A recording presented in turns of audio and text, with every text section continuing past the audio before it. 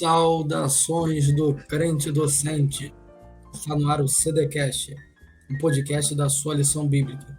Eu sou o professor André William e estamos estudando a revista Lições Bíblicas da editora CPAD, que tem por título A Igreja de Cristo e o Império do Mal. Como viver neste mundo dominado pelo espírito da Babilônia. E hoje teremos a última lição dessa revista, a lição de número 13, que tem por título O Mundo de Deus no Mundo dos Homens. Antes de qualquer coisa, eu quero aproveitar essa oportunidade para te convidar para seguir o Crente Docente em outras mídias também. Assim como você já faz aqui no YouTube, se não faz, pode fazê-lo agora nesse momento, se inscrevendo, seguindo pelo Instagram, acompanhando as lives no Facebook e aqui, obviamente, onde nas quartas-feiras, às sextas-feiras, as nossas lives correspondentes às revistas da CPAD e da editora Central Gospel. Então, curta, deixe o seu like, comente, interaja com o Crente Docente. Esse projeto visa espalhar, dar publicidade à palavra de Deus. E quanto mais nós desenvolvermos com isso, melhor será a nossa vida espiritual e daqueles que nos ouvem também. Mas vamos à nossa lição. Os irmãos têm acompanhado a temática dessa revista da CPAD, fala da Igreja de Cristo e Império do Mal, de uma forma sucinta. Você já ouviu diversas lições sobre isso, mas essa é um fechamento. De forma sucinta, pode-se dizer que essa lição, essa revista visa estabelecer parâmetros de pensamento, de comportamento, de ação e de reação para o viver cristão no presente tempo. Obviamente, nós vivemos num contexto que espiritualmente é um contexto de conflito. Vigora sobre este mundo o espírito regente, que aqui o comentarista vai chamar de espírito da Babilônia, que nada mais é do que a forma de operação satânica sobre aqueles que estão nas trevas. Mas nós que nascemos de novo, somos chamados filhos da luz, filhos de Deus, herdeiros junto com Cristo Jesus, vivemos por ora neste tempo, nessa situação, mas em confronto, numa postura de contracultura a este mundo. E o nosso texto áureo, que se encontra lá em Mateus capítulo 1, versículo 23, fala do início de tudo isso, de quando as coisas começaram a mudar. E elas começaram a mudar a partir da vinda de Cristo à Terra. O nosso texto áureo diz assim: Eis que a Virgem conceberá e dará à luz a um filho, e ele será chamado pelo nome de Emanuel. Emanuel, traduzido, é Deus conosco. Mateus capítulo 1, versículo 23. Bem, a nossa introdução nós podemos dizer que por causa do pecado original e originário da maldade no mundo, porque o mundo foi feito perfeito, a Bíblia diz que Deus fez tudo perfeito ao seu tempo, todavia o homem buscou muitas invenções. Então, este mundo concebido, idealizado e realizado naqueles primeiros 6 dias da história da criação, ele foi feito bom. Todavia, o mal tomou ocasião no mundo por causa da desobediência do primeiro casal. Isso afetou drasticamente aquilo que nós chamamos de imago Dei, que estava no homem, ou seja, a imagem de Deus que foi reproduzida nessa criatura, no primeiro casal, ela foi corrompida, deteriorada em muitos aspectos. O homem perdeu características que são intrínsecas à pessoa de Deus, a respeito da sua bondade, a respeito da sua justiça, a respeito da sua santidade, da sua moralidade de modo geral. Essas marcas começaram a ser embaçadas, deterioradas por causa da entrada do pecado ao mundo por através do homem. Romanos capítulo 5, versículo 12, ele trata disso. Paulo diz que por um homem entrou o pecado no mundo e assim a morte. E assim todos morrem, por isso todos pecaram. Está lá em Romanos capítulo 5, versículo 12. Então nós entendemos que a partir deste pecado cometido pelo primeiro casal, o mal tomou ocasião na criação. A criação que estava sujeita a este homem, que recebeu o governo da parte de Deus para dominar, para cuidar, para sustentar, para prover. Ou seja, de um modo geral, de um modo holístico, ele era o responsável pela criação divina.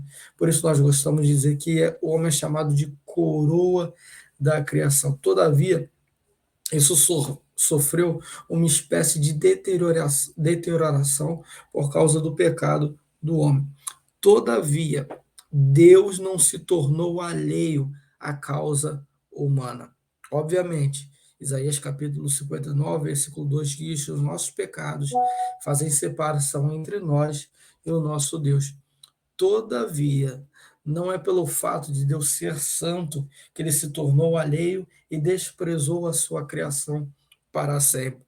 O que nós vamos ver nessa lição aqui, que mediante a encarnação do Verbo, Deus se aproxima de nós por através de Cristo Jesus. Isso consta lá em 1 Timóteo capítulo 2, versículo 5, onde diz que há um só Deus e um só mediador entre Deus e os homens, Jesus Cristo, o homem. Então, a encarnação visa restabelecer o contato do homem com o seu Criador. E para isso, nós vamos ver que Jesus, vindo à Terra, ele restabelece no meio dos homens o reino de Deus. Ora, o pecado vigorava sobre a criação. O pecado dominava a criação. Mas vindo Cristo a este mundo, ele desfaz as obras do diabo, como diz lá em 1 João, capítulo 3. A Bíblia diz que para isso se manifestou o Filho de Deus, para desfazer as obras do diabo. Aí em nossa consciência, em nossa própria experiência de vida, a constatação de que somos pecadores. Nenhum homem em sã consciência consegue negar isso. Todavia, o que Jesus fez é tentar ou realizar, de certa forma, naqueles que aceitam a sua palavra, naqueles que creem no seu nome e professam a fé autêntica nele, é que essa criatura que, por ora, está contaminada, contagiada e muitas vezes dominada pelo pecado, possa manifestar novamente o reflexo da glória de Deus em si. E como isso? Pela entrada do reino de Deus. Então, o reino de Deus, ele propõe uma transformação, uma mudança nesse indivíduo que se contaminou, que se corrompeu. Por isso, é muito bem-vinda a oração que Jesus nos ensina, que nós gostamos de chamar de oração do Pai Nosso, que diz: venha o teu reino, seja feita a tua vontade. Então nós clamamos porque reconhecemos a necessidade disso, que a vinda do reino de Deus, na sua plenitude, causará a restauração de todas as coisas. Contudo, nós, ainda que não estejamos vendo na sua plenitude o reino de Deus, e é algo que eu vou explicar aqui nessa lição, que o reino de Deus está entre nós, mas o reino de Deus também há de vir.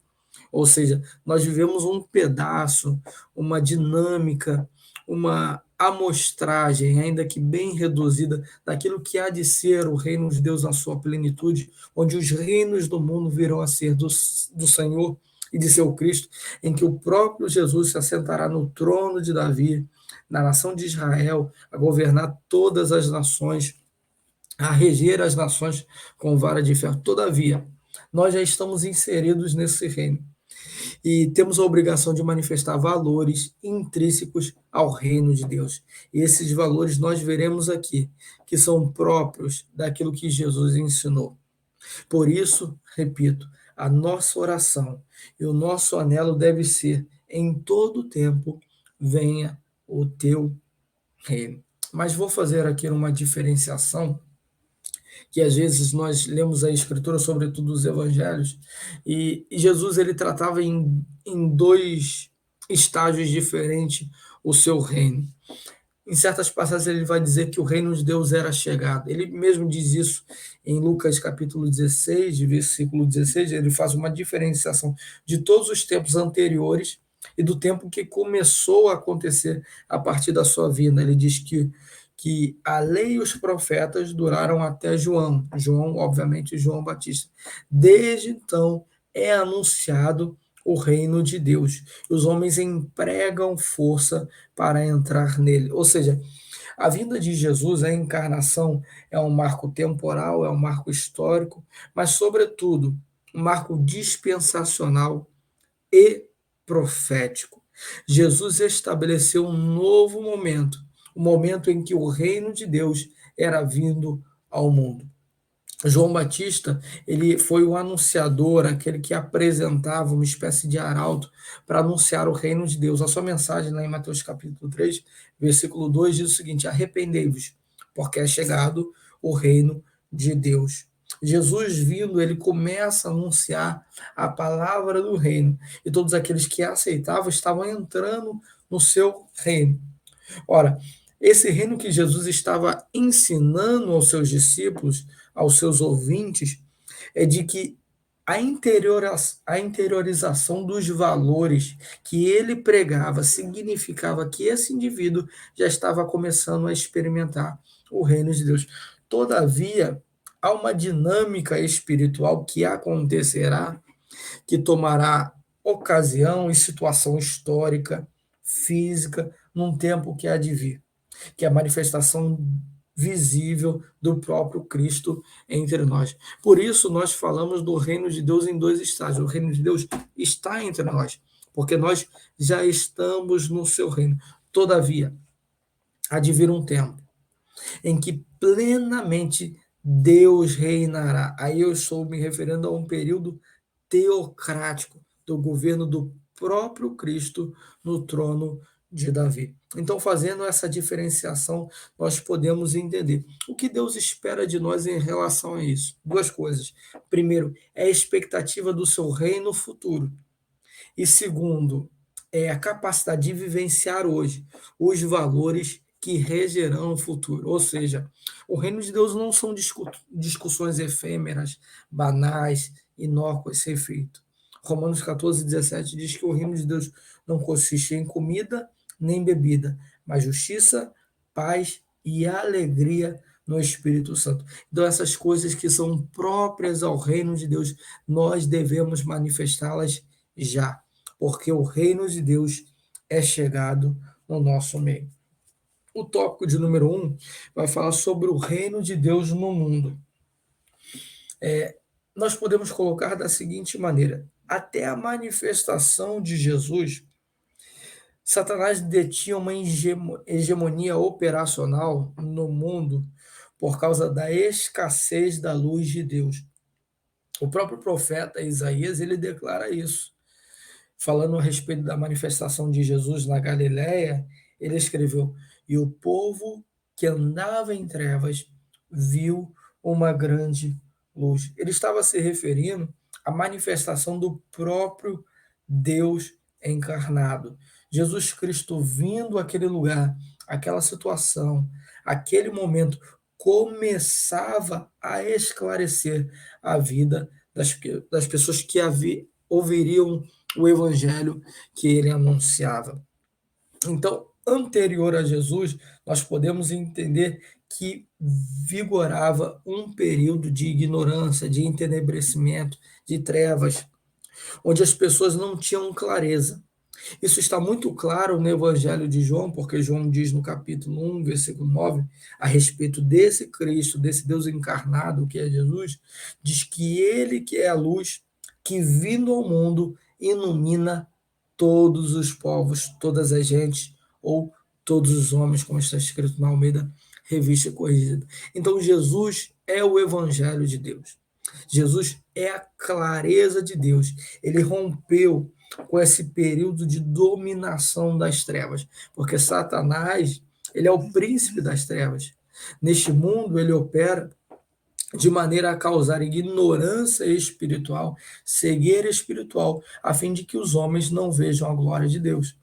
Está escrito lá em 2 Coríntios capítulo 4, versículo 4, que Satanás, o príncipe deste século, ou Deus desse século, a depender da versão, cegou o entendimento dos incrédulos, para que sobre eles não resplandeça à luz do evangelho da glória de Deus, da glória de Cristo, que é a imagem de Deus. Ou seja, Cristo é a imagem de Deus. Ele veio esclarecer os povos, ele veio esclarecer as pessoas que andam em trevas. Então, esse Jesus que esclarece, que tira as pessoas das trevas e as transporta para a luz, ele é a própria imagem de Deus. A imagem de Deus que foi perdida em Adão por causa do pecado original, agora Cristo é a revelação dessa imago Dei. Ou seja, se nós queremos andar no Evangelho de fato, no meio deste mundo corrompido e perverso, nós temos que olhar para Jesus, essa santidade que ele espelha, essa santidade que ele espalha, e adquirir e assimilar esses valores, entendendo que Jesus é a revelação perfeita e cabal da vontade de Deus. Nisso tudo, nós podemos colocar da seguinte maneira: que Deus, inevitavelmente, é antagônico ao espírito regente deste século. O que eu estou querendo dizer com isso é que há uma discordância muito drástica entre Deus e o espírito que domina este mundo. Tiago diz: meus irmãos, não sabeis vós que a amizade com o mundo constitui-se inimizade contra Deus? Aquele, pois, que se faz amigo do mundo, logo se faz inimigo de Deus. Ou não sabeis que em vão diz a Escritura que o Espírito que em vós habita tem ciúme? Ou seja, o Espírito de Deus, ele é opositor ao espírito da Babilônia que domina os homens, que cega as pessoas. Por isso, viver no reino de Deus é viver em contracultura, é viver em oposição ao sistema regente operacional desse tempo. Por isso, a pregação de João Batista: arrependei-vos, porque é chegado o reino de Deus. Pressupõe o seguinte: que adentrar no reino de Deus requer necessariamente uma mudança de pensamento, uma transformação, ou seja, um novo modo de pensar, um novo modo de agir, um novo modo de reagir, um novo modo de sentir, para que agora solicito a voz de Deus por causa do arrependimento, porque o arrependimento é causador da repreensão. Aquele que não se arrepende não está sujeito a uma voz de correção, mas aquele que se arrepende está contrito. A partir daí, os valores de Deus são introjetados na vida deste ser humano, que arrependido aceita e acata a voz de Deus como direcionadora para uma vida correta, entendendo que ele não deve viver sob as leis deste mundo. Leis deste mundo, eu estou me referindo ao mundo secular, dominado pelo diabo, mas viver segundo a vontade de Deus. Está escrito assim: não ameis o mundo, nem o que no mundo há. Se alguém ama o mundo, o amor do Pai não há nele, não está nele. Porque tudo que há no mundo, a cobiça dos olhos, a cobiça da carne, a soberba da vida, não vem do Pai, mas o mundo. O mundo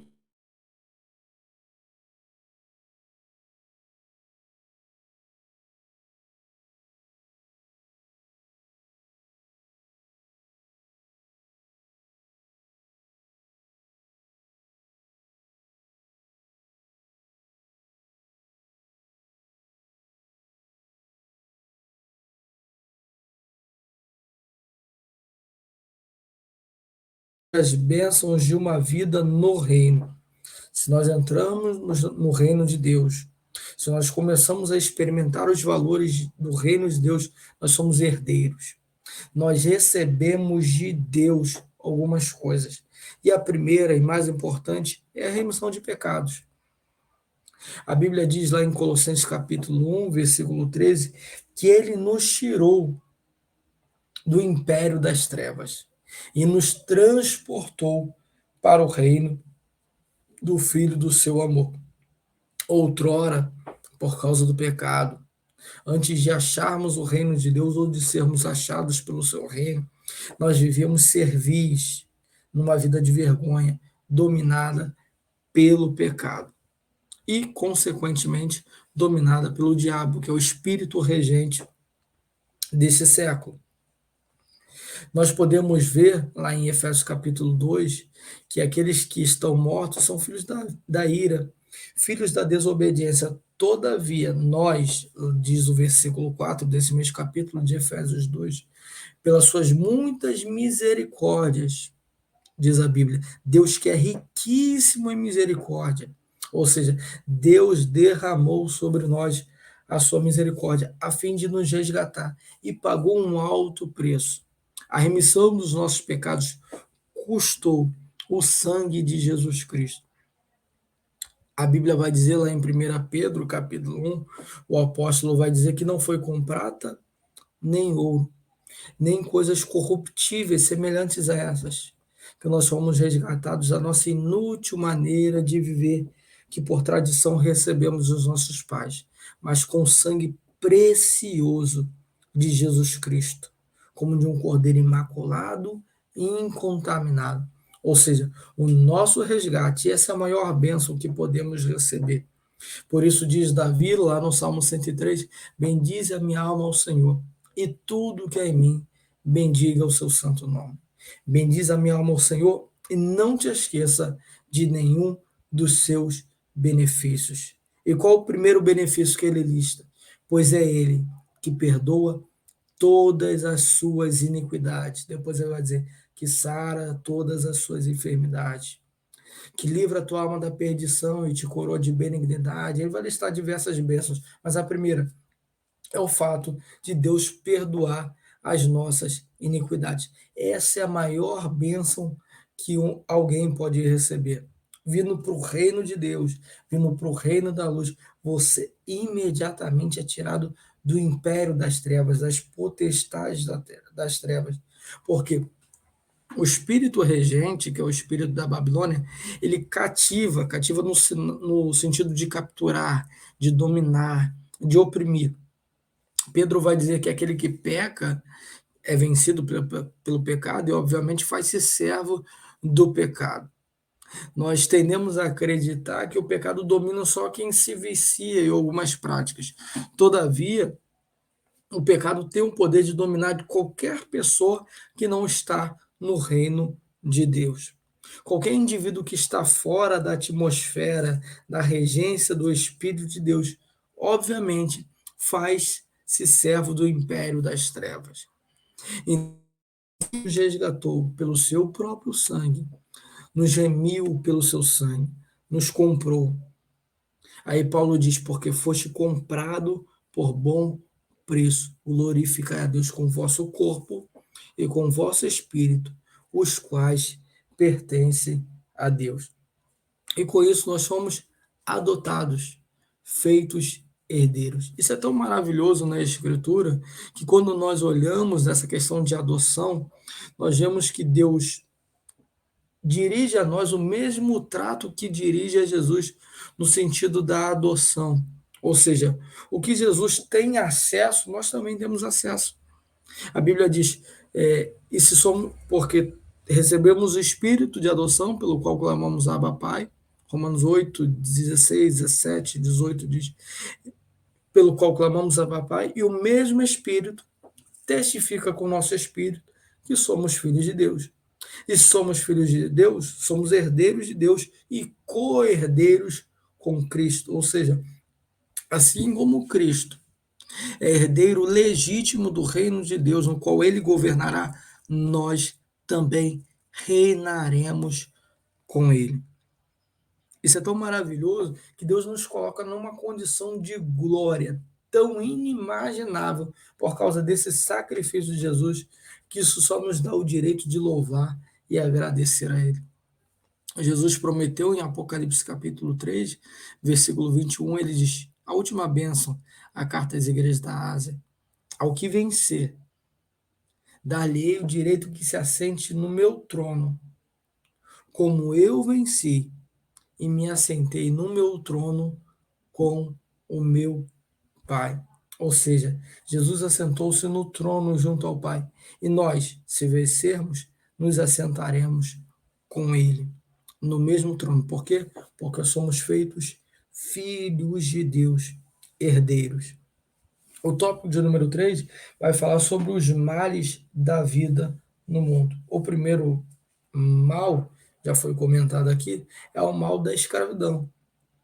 Por causa da falta de valores do reino de Deus na vida do indivíduo, ele passa a praticar valores excludentes que o impedem de entrar no reino de Deus, como nós lemos lá em Gálatas capítulo 5, versículo 19, ele vai listar as obras da carne, e no final ele diz: acerca das quais já vos adverti que os que tais coisas praticam não herdarão o reino de Deus.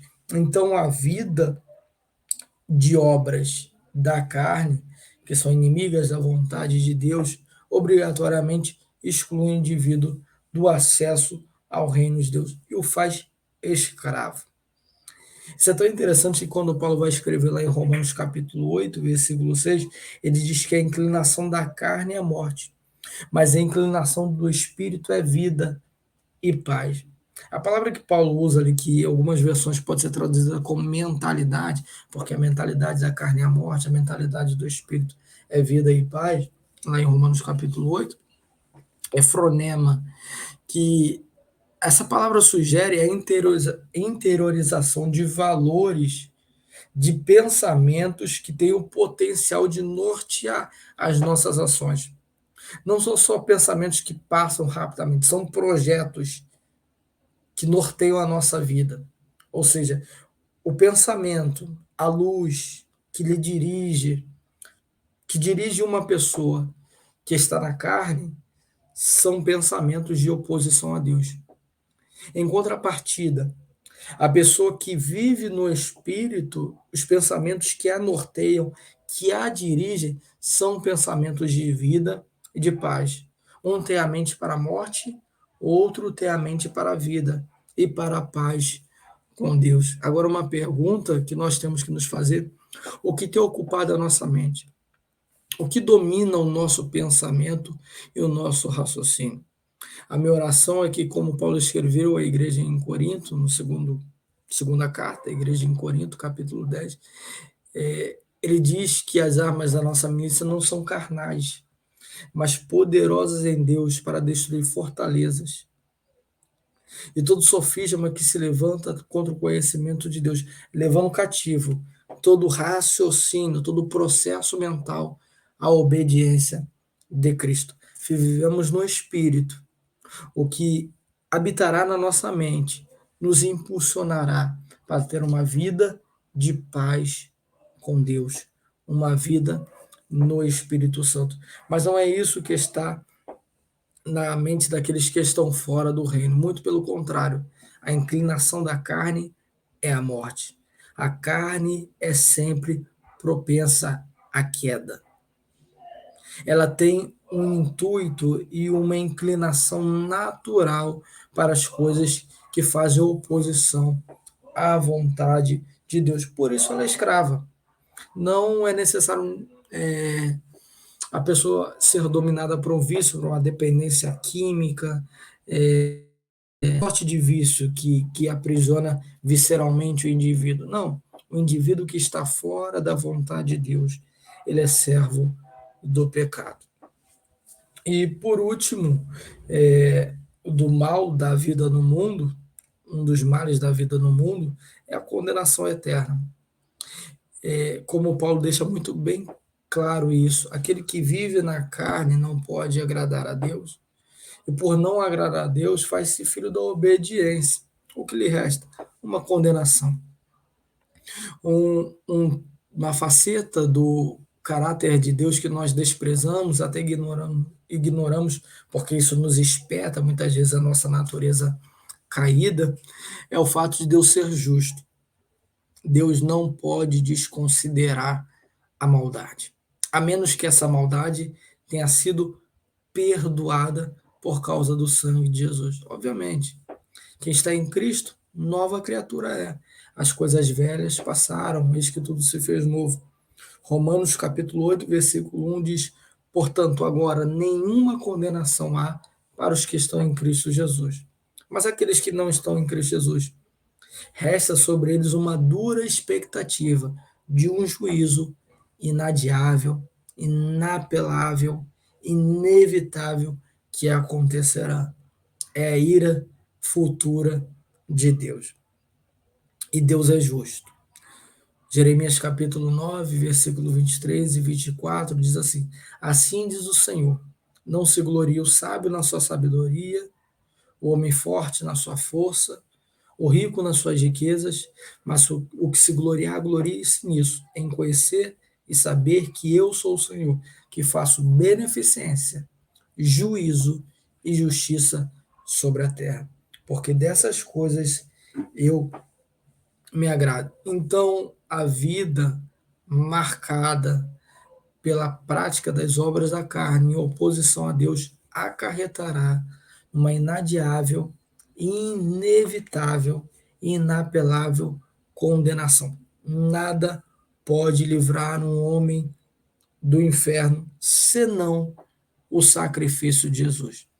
Mas para que o efeito do sacrifício de Jesus venha sobre este homem, é necessário o que foi pregado por João Batista e anunciado por Jesus: arrepender-se, porque o reino de Deus já é chegado.